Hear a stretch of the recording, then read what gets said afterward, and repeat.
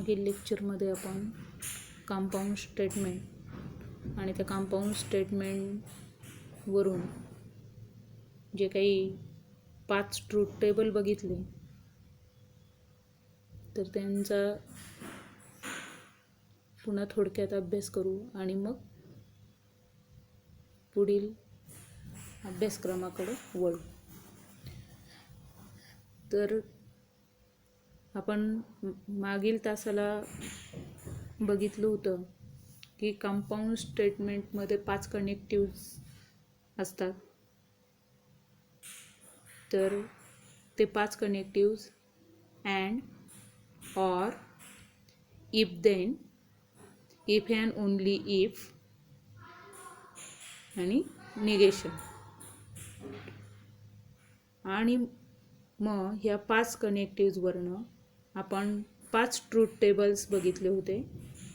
कोणकोणते truth table आहेत ते तर कंजंक्शन, डिसजंक्शन, कंडिशनल स्टेटमेंट किंवा त्याला आपण इम्प्लिकेशन स्टेटमेंट असं म्हणतो.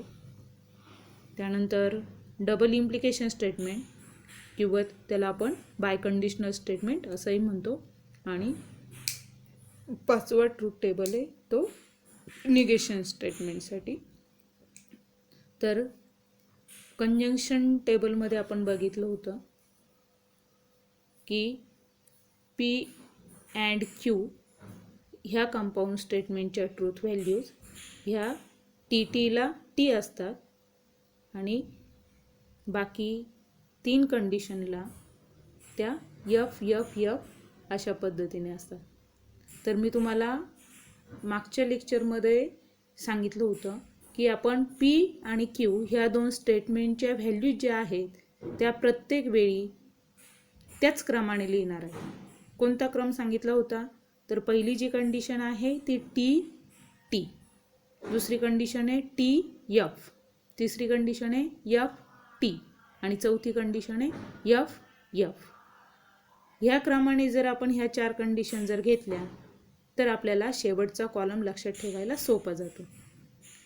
तर कंजंक्शन टेबलमध्ये फक्त टीला टी असते ट्रूथ व्हॅल्यू आणि बाकीच्या 3 कंडिशनसाठी ती असते एफ.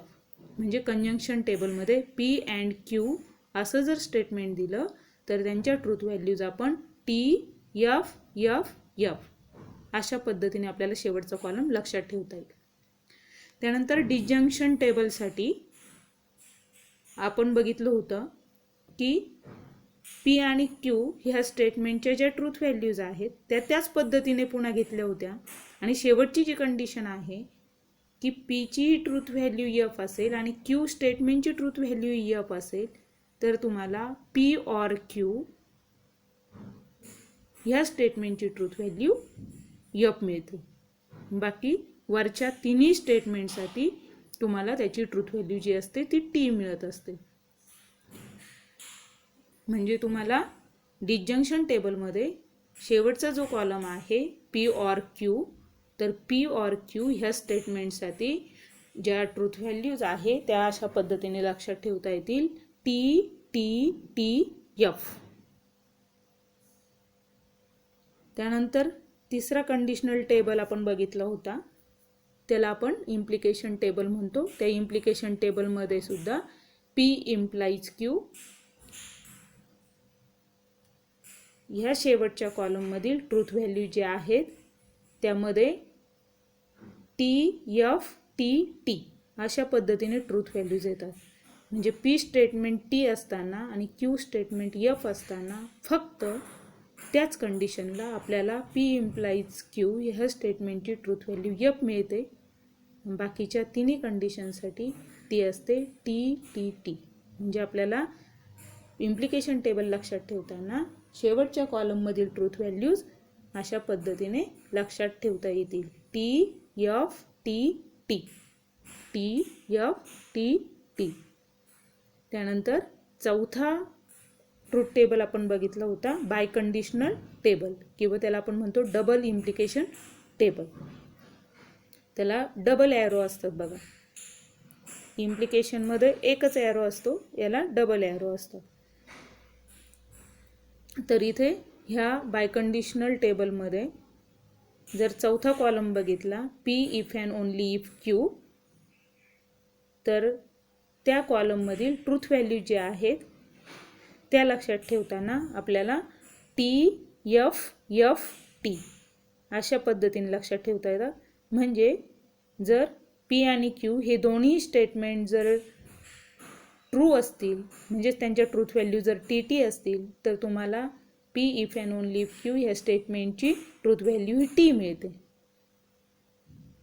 आणि जर P आणि Q या दोन्ही स्टेटमेंटच्या ट्रूथ व्हॅल्यू जर FF असतील, तर P if and only if Q ह्या स्टेटमेंटची ट्रूथ व्हॅल्यूसुद्धा आपल्याला T मिळत असते. आणि मधल्या दोन कंडिशनसाठी, म्हणजे एक स्टेटमेंट ट्रू असताना आणि दुसरं स्टेटमेंट फॉल्स असताना, तुम्हाला दोन्ही कंडिशनसाठी P if and only if Q ह्या स्टेटमेंटची ट्रूथ व्हॅल्यू FF अशा कन्सिडर कराव्या लागतील. म्हणजेच बाय कंडिशनल टेबलमध्ये P if and only if Q हा जो शेवटचा कॉलम आहे त्यातील ट्रूथ व्हॅल्यू आपल्याला कशा पद्धतीने लक्षात ठेवायच्यात, तर TFFT अशा पद्धतीने तुम्ही लक्षात ठेवू शकता. आणि पाचवा जो आहे निगेशन टेबल, तर तो टेबल जो आहे त्याच्यामध्ये आपण दोन कंडिशन कन्सिडर करतोय. जर P स्टेटमेंट ट्रू असेल, म्हणजे त्याची ट्रूथ व्हॅल्यू जर T असेल, तर निगेशन P ची ट्रूथ व्हॅल्यू F येईल. आणि P ची ट्रूथ व्हॅल्यू जर F असेल, तर निगेशन P ह्या स्टेटमेंटची ट्रूथ व्हॅल्यू आपल्याला T कन्सिडर करता येते. तर असे हे 5 टेबल आपण बघितलेले होते. आणि ह्या 5 टेबलवरनं आपल्याला आता काही एक्झाम्पल्स बघता येतील. तर इथे बघा, काही एक्झाम्पल्स सॉल्व्ड एक्झाम्पल्स दिलेले आहेत.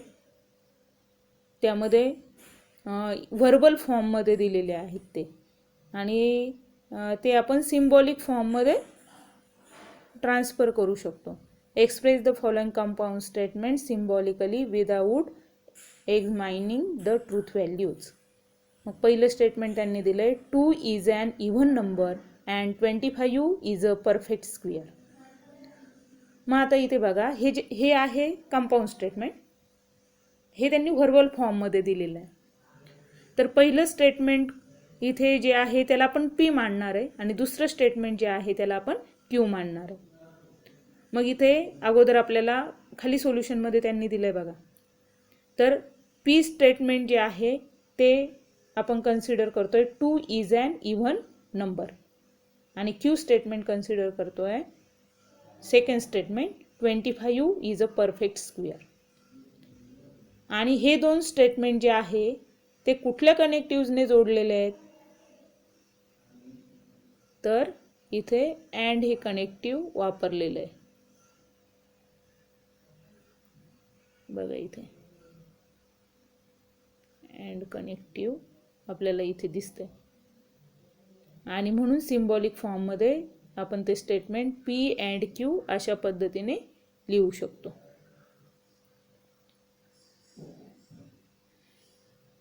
मग आता त्याच पद्धतीने हे खालचे स्टेटमेंट दिलेत. ह्या सेकंड स्टेटमेंटमध्ये अ school is open or their is a holiday. इथे सुद्धा दोन स्टेटमेंट आहे. पहिलं स्टेटमेंट आहे अ स्कूल इज ओपन, आणि दुसरं स्टेटमेंट आहे देअर इज अ हॉलिडे. म्हणजे आपण पहिल्या स्टेटमेंटला P मानणार आहोत, दुसऱ्या स्टेटमेंटला Q मानणार आहोत, आणि ते दोन्ही स्टेटमेंट ऑरने जोडलेत. म्हणजे आपल्याला P ऑर Q असा त्यांचा सिम्बॉलिक फॉर्म असेल. तो ह्या पद्धतीने आपल्याला लिहिता येईल.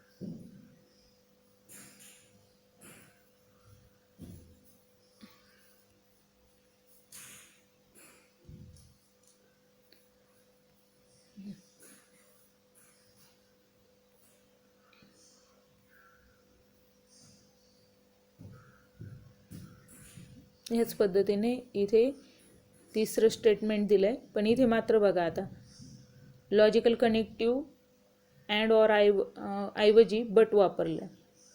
Delhi is in India but Dhaka is not in Sri Lanka.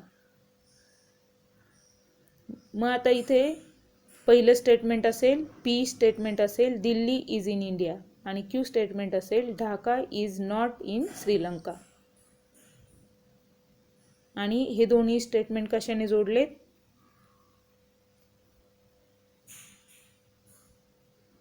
हे दोन्ही स्टेटमेंट इथे बटने जोडलेत.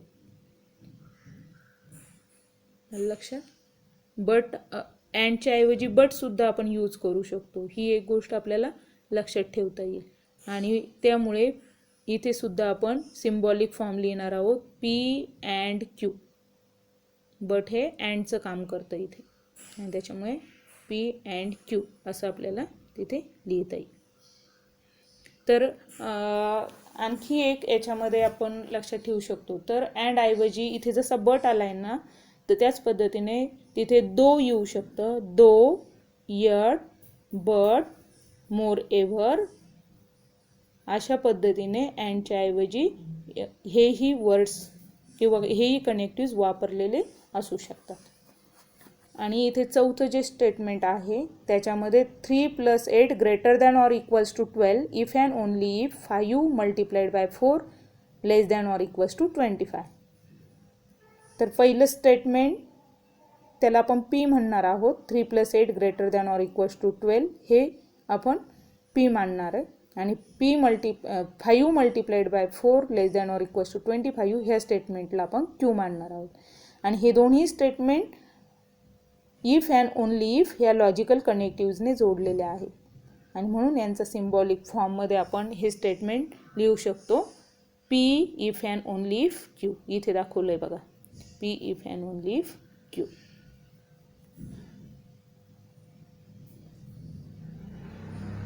P if and only if Q अशा पद्धतीने ते स्टेटमेंट आपण वापरलेलं आहे.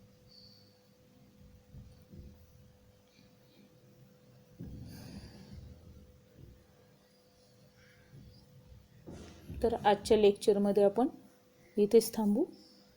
नंतर पुढच्या लेक्चरला आपण पुढचा भाग बघणार आहोत. धन्यवाद.